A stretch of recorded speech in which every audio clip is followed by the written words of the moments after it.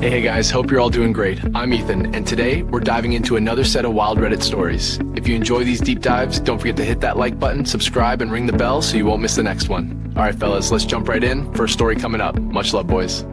I didn't meet her at a bar or on an app. I met her because she ordered the same cappuccino every morning and read a paperback until the foam cooled. If you own a cafe in Austin, you notice patterns. Dogs tied to chairs, bikes leaned against the same cedar posts. People carry their days like bags. She carried hers like a stone hidden under a sweater. The first day she spoke to me was a Tuesday that smelled like rain and cinnamon. She waited until the line thinned and then stepped to the register with her book still open. The cover showed a woman in a red coat walking away down a street that didn't look like any street in Texas. "Cappuccino," she said. "Dry, please. Extra dry." "Got it," I said. "Name?" She looked at the Sharpie like it was a test. "Claire." People lie about their names sometimes. They don't want you yelling their life across a crowded room. She watched my hand when I wrote Claire and nodded like I had done something kind. She told me later that changing a name for a few minutes can feel like opening a window. Steamed the milk and poured a skinny tulip because I am a show-off when I'm nervous. She sat at the same corner table where morning light comes in broad and soft, the one by the crate of donated books. She tucked a ribbon between her pages and watched birds peck across the sidewalk. When I wiped the bar, I felt her watching me and pretended I didn't. The second time, she returned the cup sleeve to the jar and said, "It feels good here." "Thank you," I said. "I own the place. It's called Copper Finch because my brother said no one would forget a bird in a medal." She smiled. "It works." By the third week, I knew when she would arrive.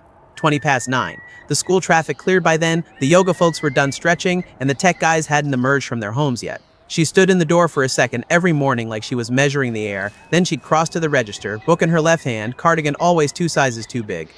"I like the way the grinder sounds," she told me one day, "like a small storm that never makes a mess."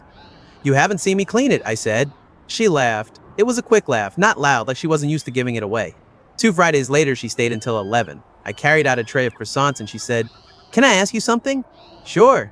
"Do you know any good lawyers?" She said it like she was asking about the weather. Then she added, "The kind that help people leave." I looked around for someone older, someone who had a better answer than me. "Divorce?" I asked. She stared at the foam clinging to the inside of her cup. "My husband manages our money. He says it's better that way because I'm bad at math. My paycheck goes to a joint account I can't see. He keeps my debit card for emergencies. He has my phone on a family plan he controls. If I want to buy a book, I have to ask, and then I feel like a thief in my own house." Financial abuse is a term I had read once and forgotten. It came back like a smell you recognize from childhood. I said what people say. That's not okay. She rolled the cup sleeve between her fingers until it almost split. "I'm not stupid," she whispered. "I have a degree. I used to teach. It happened slow. He started with, 'Let me handle the bills,' and ended with, 'Why did you think you could decide that? I don't even know how much we have.' I felt crazy wondering if I was crazy." She looked at me then, full on. "There's a word for when someone makes you doubt what's in front of your face, right?" "Gaslighting," I said. "It's when someone tells you your eyes are wrong." She nodded. "Yes, that."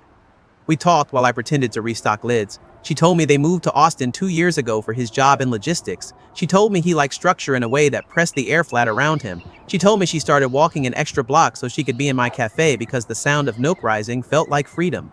I wrote a number on a napkin. A lawyer in South Austin who coached our little league team and wore ties that looked like he'd pulled them out of a grab bag. "He's decent," I said. "He doesn't talk like a legal machine." She folded the napkin into a square and slid it into her book. "Thank you," she said, and I could tell it wasn't the word she almost said, the one with more pieces in it. She kept coming. She came with a bruise on her wrist one Tuesday, oval, too high to be from a door. She said it was from a yoga strap and flushed when she said it. She came with a list of apartments scribbled on a paper like a kid's scavenger hunt. She came with a smile that looked like it was trying on her mouth for the first time. 2 months after the first cappuccino, she waited until the shop emptied out around noon and asked if I had a minute. We stood near the pastry case where the light makes sugar look holy. "I found a place," she said. "Brentwood. 1 bedroom, small kitchen, but the window faces east and the manager is a woman who told me about her divorce while I toured.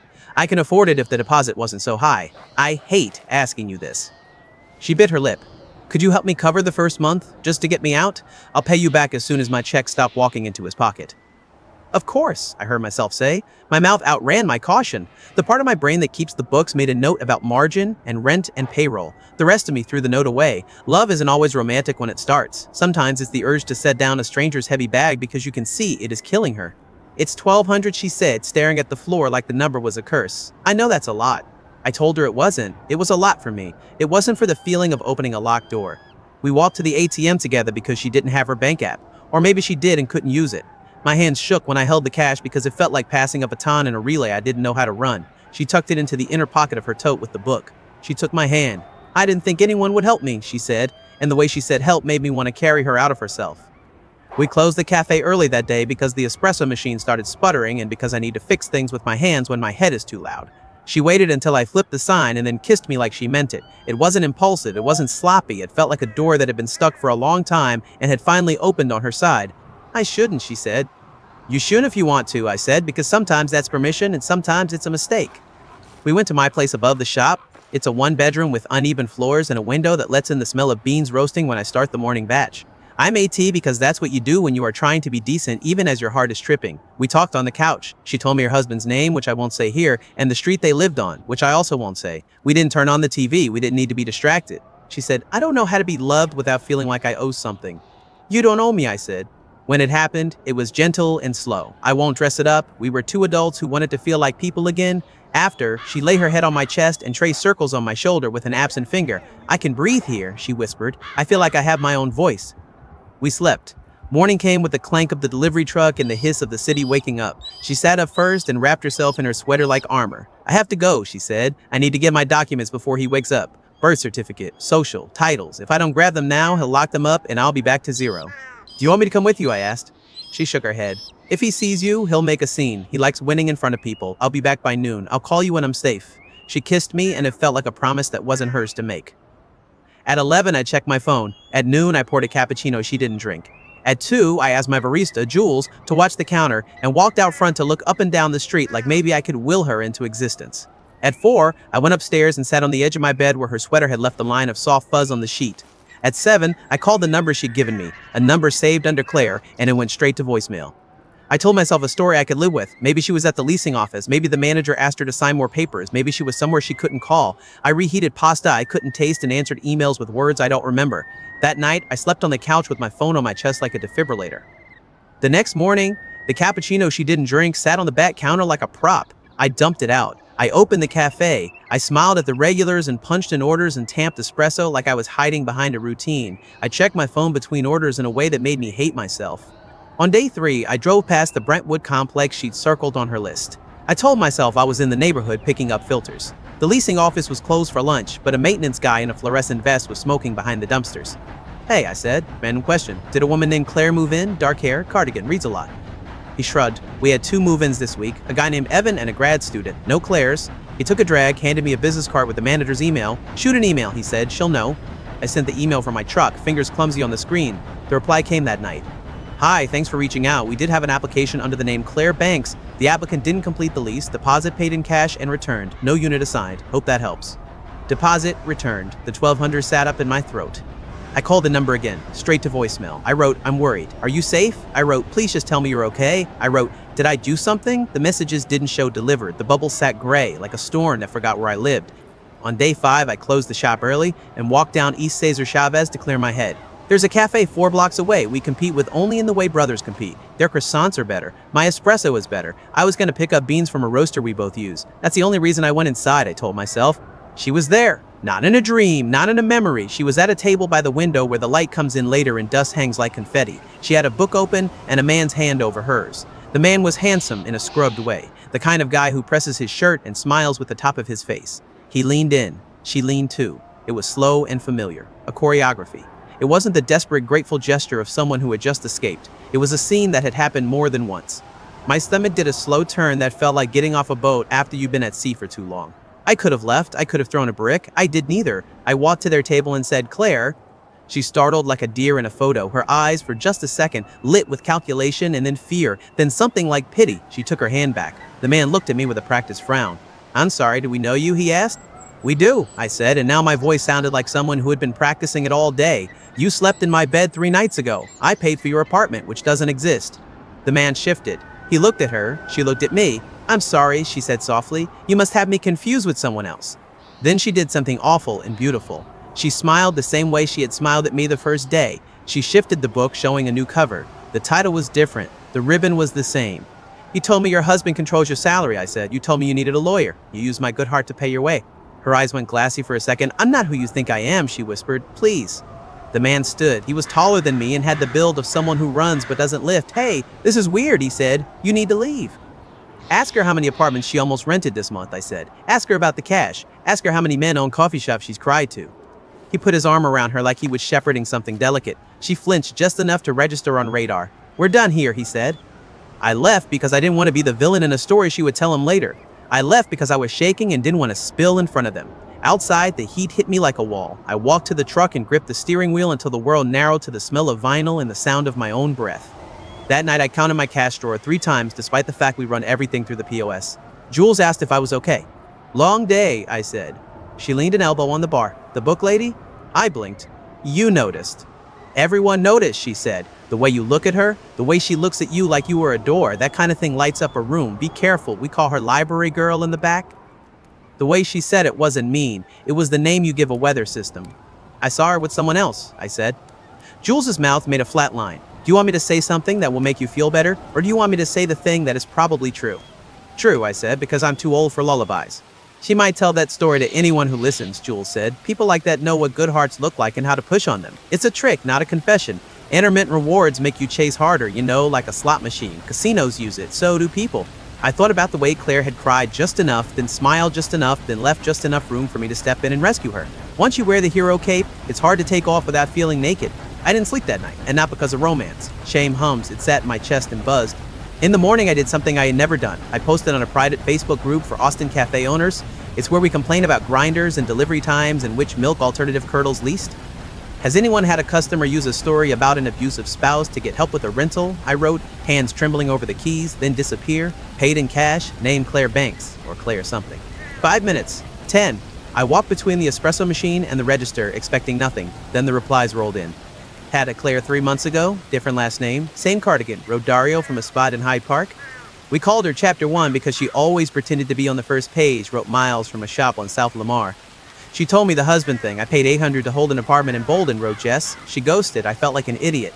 Another guy on here warned me last year about someone similar, wrote Sean. I told her I'd go with her to the police to file a report. She never came back. I stared at the thread until the words blurred. Shame loosened its grip. It wasn't just me. I was not uniquely dumb. I was statistically average in my kindness.